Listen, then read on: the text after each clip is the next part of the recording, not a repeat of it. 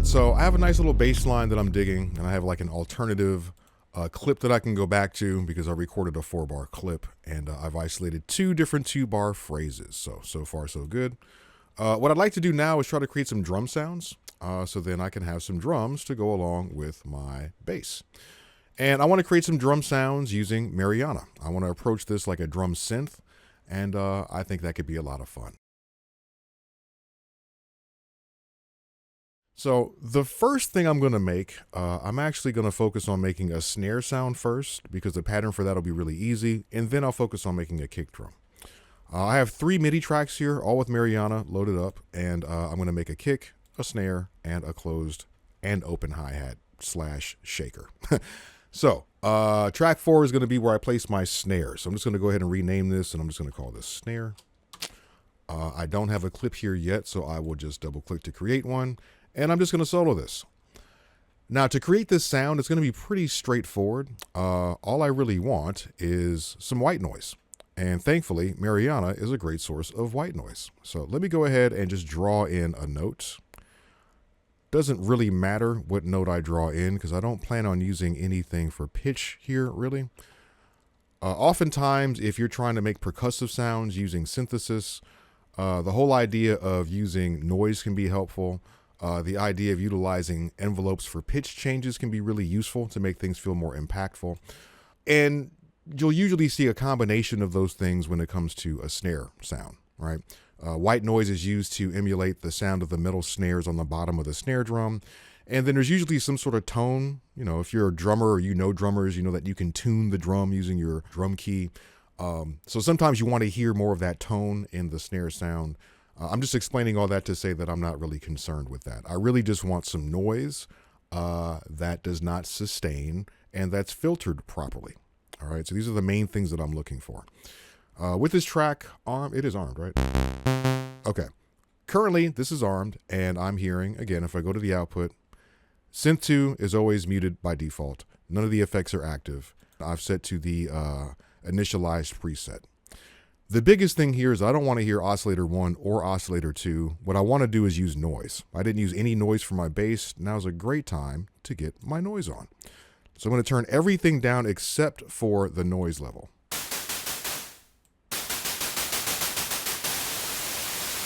Okay, if I sustain a note, the noise sustains. And if I go over here, there's a whole dedicated section for noise where we can choose what type of noise is it.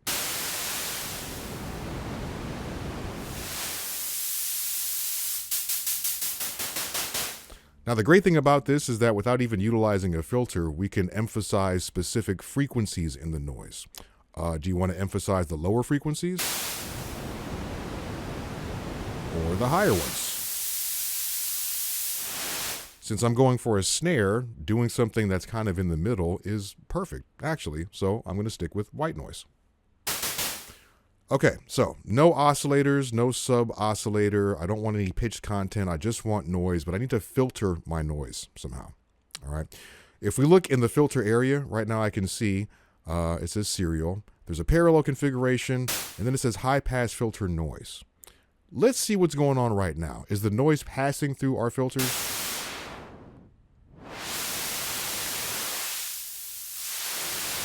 Okay, so in my serial configuration, I still get the white noise to pass through both of these filters, so then I can use these both kind of like a bandpass filter.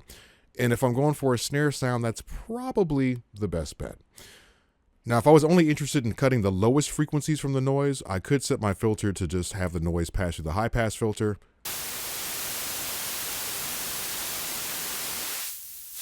And now it's only affected here. But as I said, for my snare, I think the serial configuration makes the most sense. Not too bright. Definitely not too bassy. And maybe I want to emphasize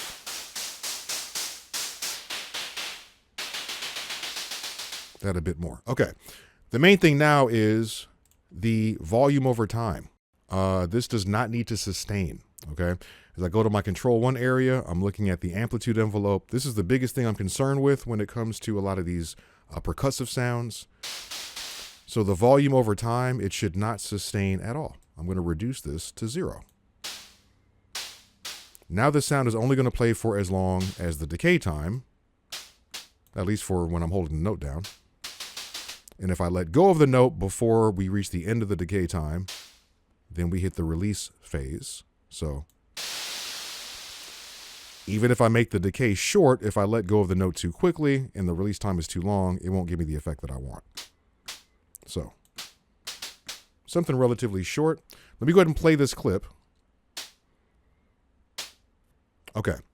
Now on its own, this is pretty plain.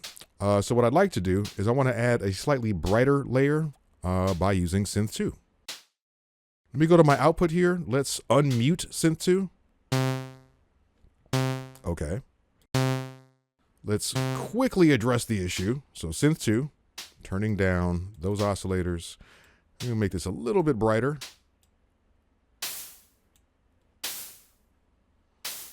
Okay. Definitely don't want too much low frequency stuff happening here. Increase the resonance to make it a little brighter, focus on these higher frequencies.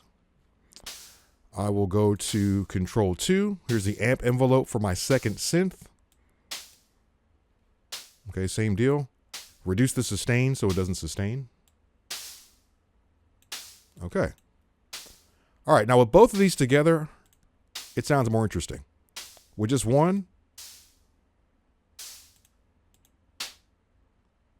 so I have this set up so Synth 1 is more of the attack. And Synth 2 kind of gives us a nice sort of decay from the snare. And we can adjust the levels independently like so. Nice. Okay. And here, some saturation might also be helpful as well. I'm going to go for, let's try a little bit of tape saturation. So that's for Synth 1, which is more of my attack. So I think I'd like to use the compressor, compress this a little bit so both aspects sound a little bit more glued together. And I think the best way to go about using that is probably, let's turn the compressor on. And I could utilize this FET compressor, which is probably going to respond more quickly, be better for things with quick transients, which this snare sound has a pretty quick transient, doesn't it? So let's go ahead and turn both of these on. And I'm going to reduce my threshold.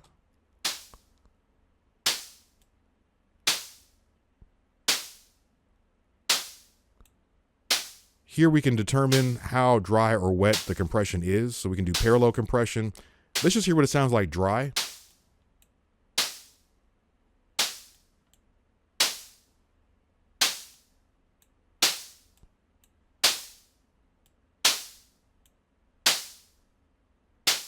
Okay.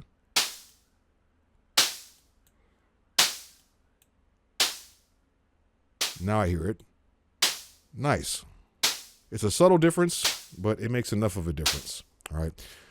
Last thing I'll do here, I know this is just the snare, but we do have delay here too, and that could be kind of nice, especially on the snare, especially because we can have this delay in stereo and add some sync to it. So let's go ahead and try this out, and then I'll get to my kick. Let's turn the delay mix up a bit, but I want to sync this first. Nice.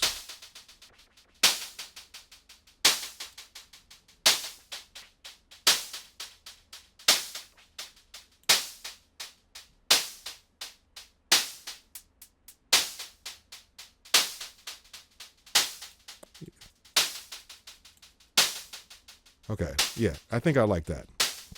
Very cool. All right, so let's go ahead and continue. Now that I got that going, I want to move on to a kick drum.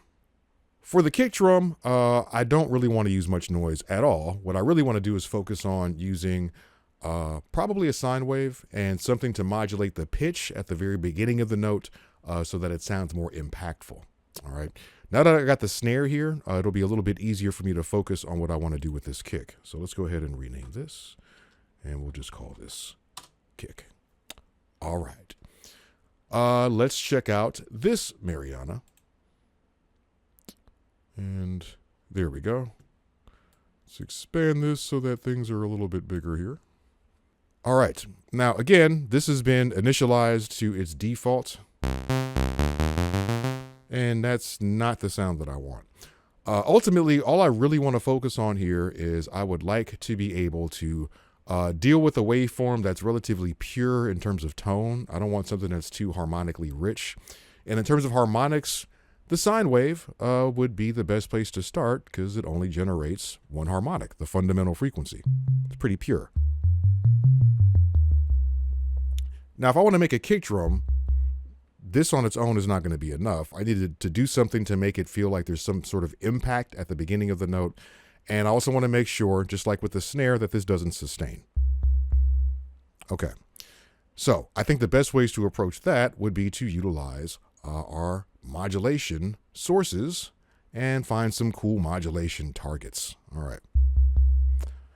I will go to Control 1 and thinking about what could I use to give me the sound that I want. Well, first off, like I said, I don't want this sound to sustain. So my amp envelope, I will reduce the sustain to 0 because typically drum sounds don't sustain. Okay, now on its own, that's not enough to be a kick, but we're getting a little bit closer. At least it doesn't sustain. I need to make sure that when I play a note, there's a sense of impact at the beginning. All right, so that it feels like I'm actually hitting a kick drum and not just playing a synth note. We have a mod envelope here. This is another envelope that gets triggered when you play a note, but it's not currently routed to anything. And I could use this to modulate the pitch, and I think that'd be pretty useful. Now, the way that I want the pitch to change, when I trigger a note, the pitch should quickly increase and then decrease, and that should happen before the volume of the note becomes silent. So basically, I want the decay time of my mod envelope to be shorter than the decay time of my amp envelope. All right, so the attack will be immediate, no hold, slightly shorter decay, no sustain, and the release I'm not really concerned about right now. And I need to modulate what I want to modulate. So let's go to Synth 1. Oscillator 1 is the only thing I can hear, and the only way to change the frequency of Oscillator 1, as far as I know, is the frequency knob over here.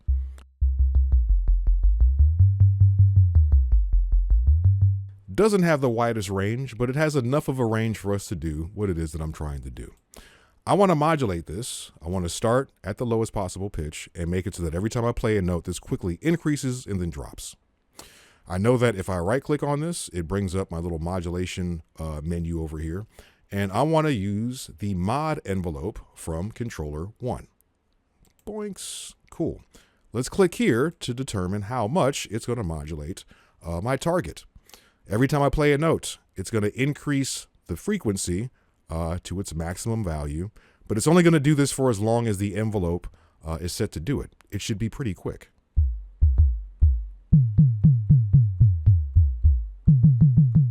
Okay, we're not quite there yet, but we're getting closer. Let's go back to the mod envelope now. Let's go ahead and close this and go over here. Let me turn this up all the way. Okay, here we go. All right, so let's adjust some parameters here. If we play with the decay time, there we go. And if I play this at a higher pitch,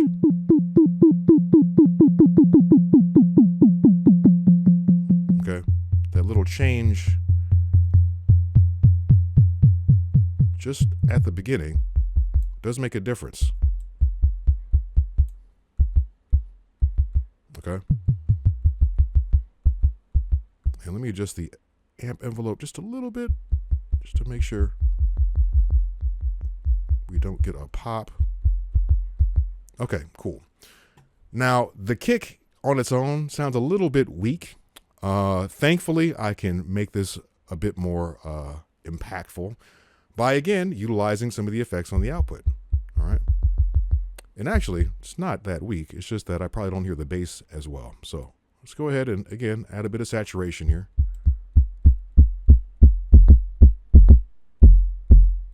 All right, some saturation goes a long way. All right, let's play this right now.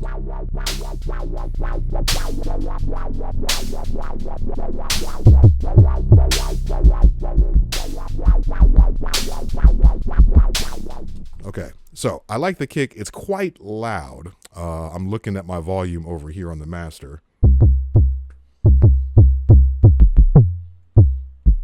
And since I have this on its own MIDI track, I can play this at different pitches, which is great, but I need to turn it down. Let's turn you down, somebody. Okay. All right, cool. So I'm going to record a pattern here, and then I can move on to another drum sound. And then we'll have some drums to go with our bass.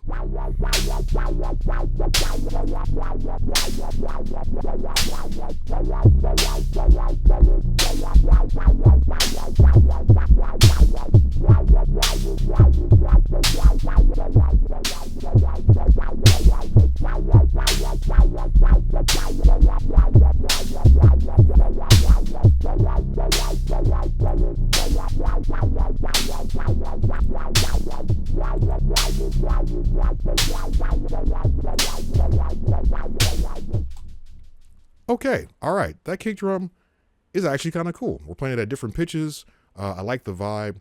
I want to get one more drum sound here, and that's going to be a hi-hat. So let's go ahead and put that together really quickly.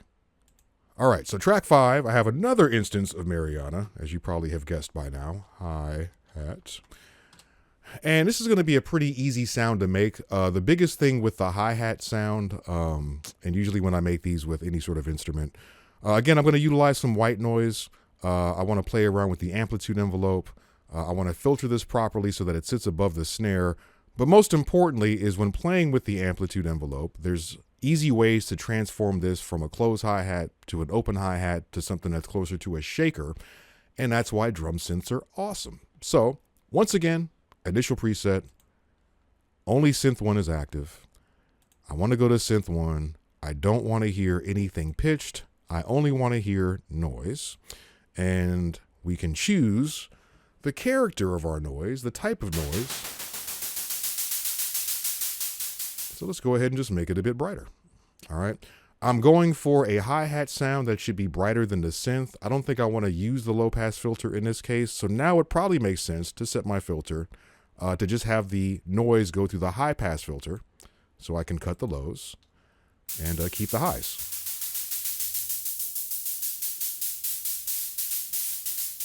Okay, cool, easy enough. The only thing I really want to focus on right now is going over here and messing with the amp envelope and also doing some modulation here. I didn't do any modulation with my snare or my kick, but this is kind of the perfect time to do so. All right, I want these notes to be very short. And the thing is I'm going to draw these notes into a clip. I'm not going to play this in real time. So if the notes are all going to be the same length, it's really a matter of, let me move this out of the way, yoinks, how I play with the decay time. Since it's all noise, it doesn't matter what pitch because noise doesn't have a pitch. And there we go. So let's play this really quickly. I'm just going to solo this track. And I guess I can just solo the drums.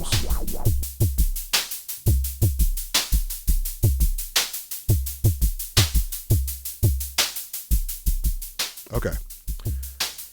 This would get kind of boring if it just stays this way the whole time. So let's play around. My amp envelope. This determines whether my hi-hat is a closed hi-hat, an open hi-hat, or more of a shaker. All right, so just between these two knobs, there's a ton of variety to be had. So I think it'd be nice to get some modulation to happen. All right, let's go ahead and use our random modulators. I want these both to be synced. My hi-hat is playing 16th notes, which I think should be there. Right, okay. And these are both using sample and hold, which is fine. Yeah, the noise, that's a bit much. No, let's just do sample and hold because I just want the values to change every 16th note so that it doesn't feel too chaotic. I think that'll be much better. So, and I don't want these to slew in this case. I want them to jump to specific different values, but I don't want the range to be too big. All right. So anyway, I know there's a few different ways that I can assign these random modulators, and I'm just going to right click. I'll right click on attack and random 1, but I don't want the amount to be that. Oh, let's enable it. That might help. The amount is way too much, way too much. I just want a very subtle change in the beginning. All right. Doesn't need to be bipolar. Cool. While we're at it, I've clicked on a different target, and now we can see nothing's been assigned here. All right. That's another thing that's very convenient. I don't have to like leave this and reopen it to assign another target. This is going to be modulated by random 2. Turn it on. Again, very, very minor range. I don't want to go too crazy here. And this one I actually do want to be bipolar. Something like that. Okay, let's hear how the drums sound now.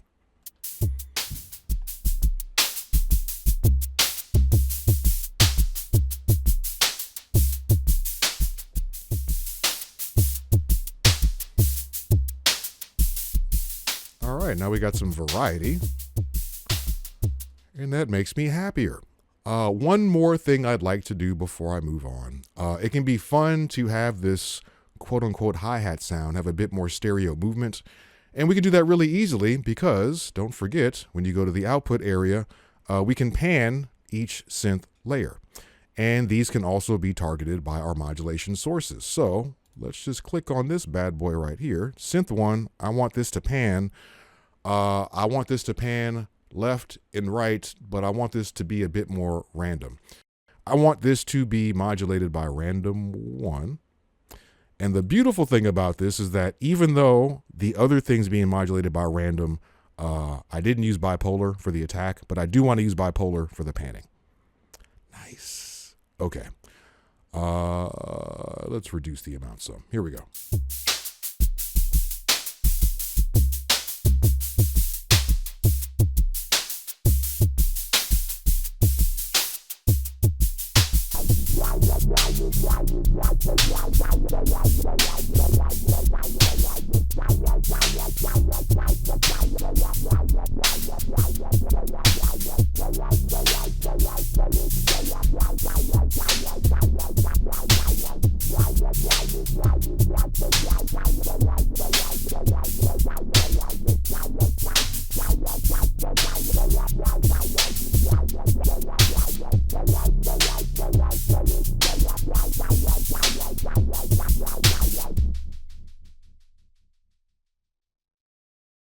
All right, so far so good. I think the drums are sounding pretty good. They're working well with the bass.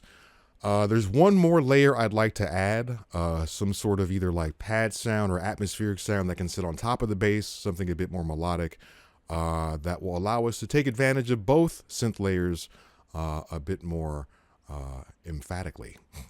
So let's check that out next.